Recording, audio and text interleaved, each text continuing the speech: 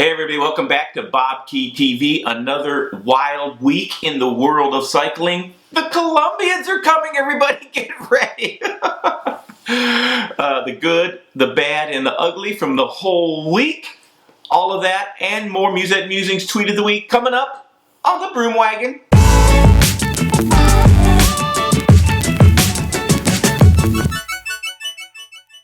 All right, everybody. Good, the bad, and the ugly. The Colombians are here. They are a force to be reckoned with. They are on fire. Let's start off with the Tour of Switzerland. In case you missed it, a revelation. A new superstar in cycling has just stepped up to the top of the podium in the Tour of Switzerland. His name, Miguel Lopez from Colombia on the Astana squad. Solid in the mountains, no surprise, but a phenomenal time trial, beating none other than Fabian Cancellara. A little bit of altitude up in Davos for the time trial, but a brilliant performance by Miguel Lopez. No doubt he's a great climber, and his time trialing skills are quite exceptional. And a rider like that is very dangerous for any Grand Tour. His ambition? To win all three. So no shortage of ambition for Miguel Lopez, but already at 22 years of age, the most recent winner of the Tour of Switzerland. Not scheduled to do the Tour de France this year, but watch for him in the years to come to be a force to be reckoned with in all of the stage races that he does. They call him Superman in Colombia. He got that nickname by fighting off some bike thieves that tried to rob him, stabbed him in the legs, but did not get Miguel Angel's bicycle. And he has got to be a tough cookie. Chris Froome, I'm sure you're listening.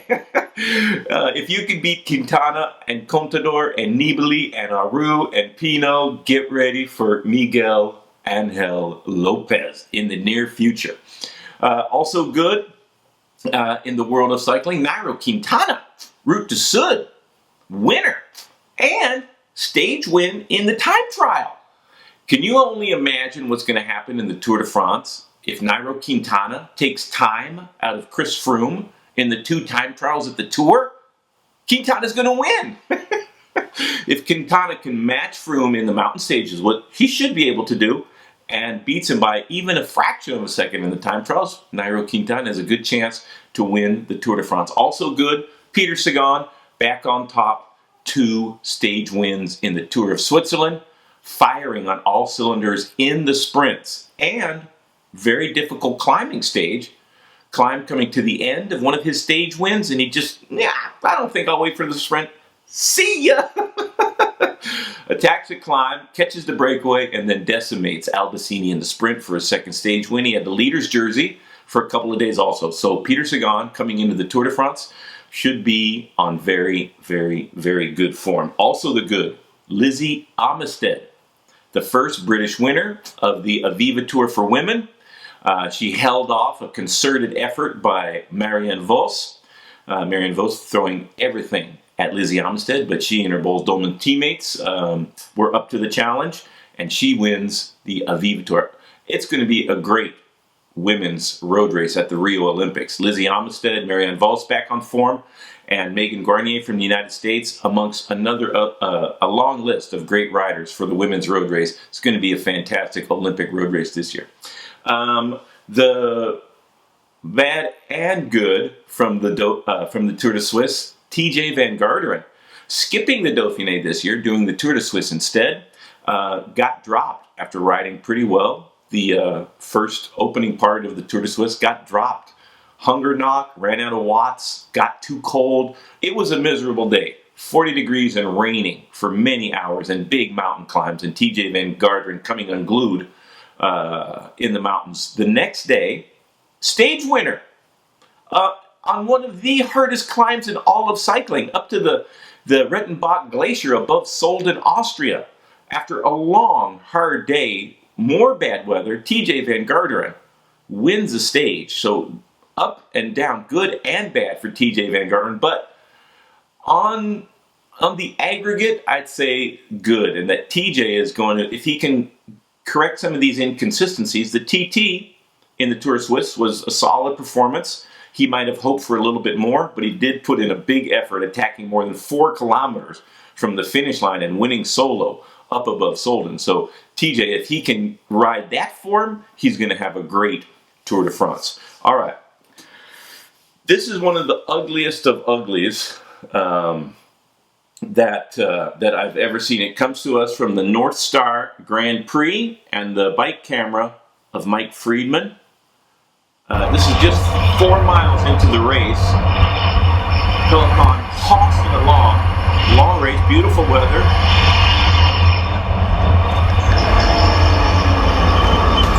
Oh, the dust starts flying, then the bodies everywhere, and the aftermath, the carnage is just insane. This is half the field. Half of the Pro Men's field coming to grief. Oh man, in the North Star Grand Prix. They had to neutralize the race for almost a half an hour while medical personnel, as he gets back on his bike, it takes a long time to get through all the bodies collecting themselves. Just hate to see that. A long neutralized period before the medical personnel could to attend to everybody. And let's hope that everybody recovers in time and gets back on their bike and gets back into the races.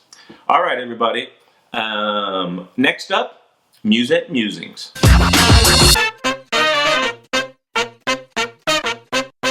All right, everybody. For the Musette Musings, let's get into the Tour of Switzerland sprint stage. First, let's take a look at this.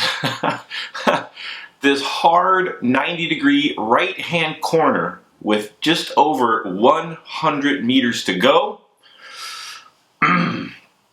Riqueze leading with Gaviria on his wheel, and Sagan trying to cut the corner, but on their wheel is Danny Van Poppel, and Danny Van Poppel almost comes to grief. I don't know that I've seen anybody that far up in the air on their front wheel and save it. Tripoding, got the foot out just in the nick of time, but because the finishing line was so close from the last corner, the CPA, the Professional Cyclists Association, conducted a survey sent out by Adam Hansen of the Lotto Soudal squad. Adam Hansen, by the way, on the cusp of starting his 15th Grand Tour in a row. Yes, Giro Tour Vuelta times 15 in a row. That is impressive.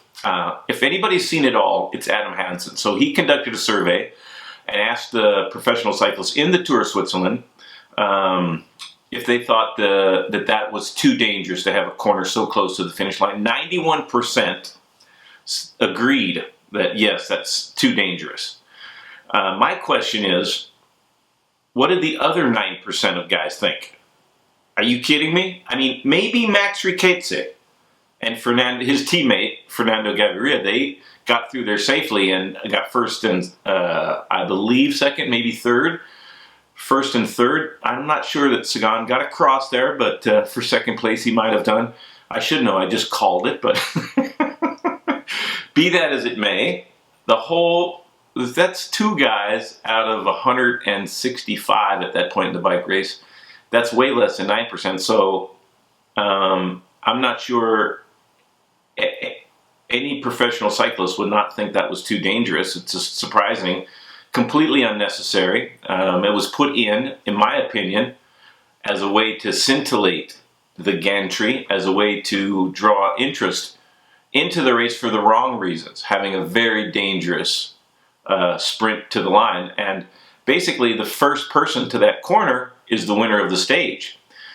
And you know, if you want to encourage safety, that's the wrong way to do it. If you want to encourage recklessness and have an increase in the chances of a number of people crashing, that's a good way to accomplish that goal. But that shouldn't be the goal of the race promoters, and they should not be allowed to put that kind of finish in a World Tour race.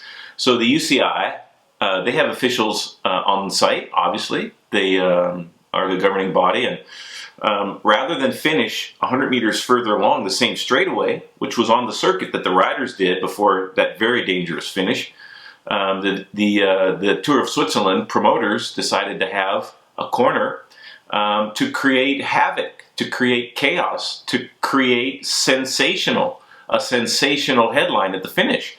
And it's that everybody got through there, especially Danny Van Poppel, safely, is an absolute miracle. So the UCI, I mean, every single week, I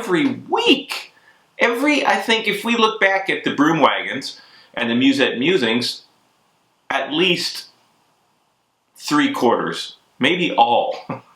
I have some suggestion from the UCI. So UCI, you have got to get a handle on these dangerous finishes, and it's not acceptable. The racing is close enough, thrilling enough, fast enough, exciting enough, without having these type of obstacles for the peloton to negotiate. So please step forward, UCI, with your leadership anytime. And, you know, to be honest, 91% of the riders is about as ideal agreement as you will ever probably get on any issue in the pro peloton. So I'll have to think about that. But it was so dangerous. I just can't believe 9% of guys, even the race winner, Max Ricchese, would, and I'm not sure that he did think it was not too dangerous, but be that as it may, UCI, feel free to lead anytime. All right, Peter Sagan. Latest rumor mill where Peter Sagan is going with the collapse of the Tinkoff squad is the Bora team, and that deal brokered by Specialized Bicycles. And his current teammate, Alberto Contador, rumored to be moving over to the Trek Segafredo squad.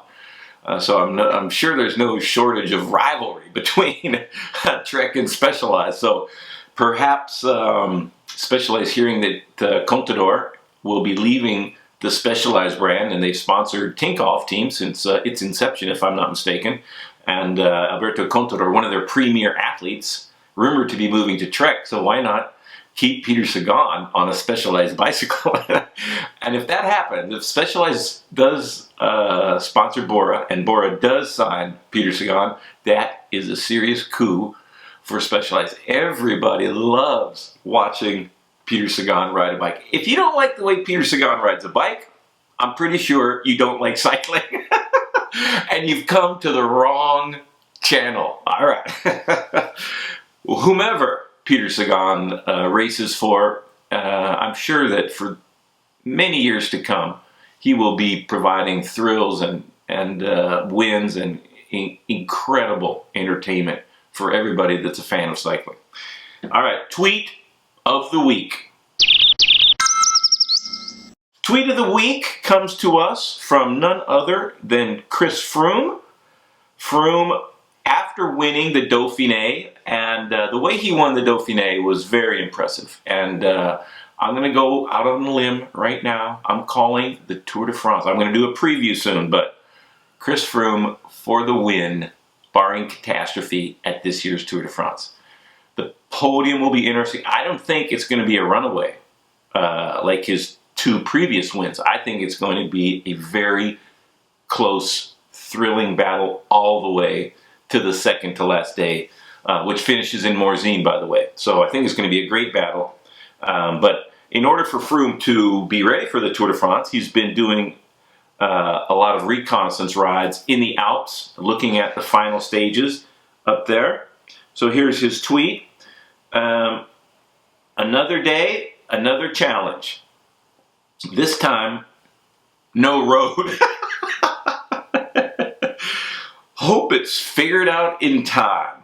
So this is a picture of the Juplin, and roadworks going on. I guess there was a landslide or an avalanche, or the road just failed.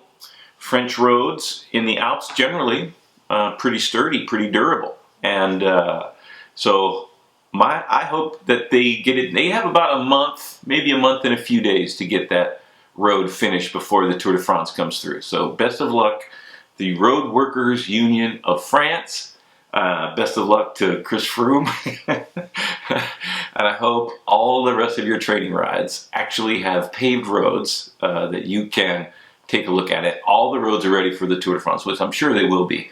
There have been times in the past when the tour has had to be rerouted because some of the climbs are damaged or impassable. So let's hope that all the climbs, all the race routes are set to jet in just a couple of weeks' time. Who's ready for the Tour de France? I know I am. All right, everybody. Thanks a lot for tuning into the Broom Wagon this week. Comments, please share them. I need the subscriptions to keep on coming in, or the Broom Wagon will go away. I'm getting quite a few, so it's not imminent. Don't worry. It's not imminently going to go away, but it will one day if I don't get a lot more subscriptions. So please keep them coming. Thumbs up. Need those. Follow me on Twitter and Facebook. Thanks a lot, everybody. They're all about truth, transparency, and in that way, we will understand more about the cultures of mechanical doping and physiological doping that have been a real stumbling block for the sport of cycling. But if they keep those secrets, if they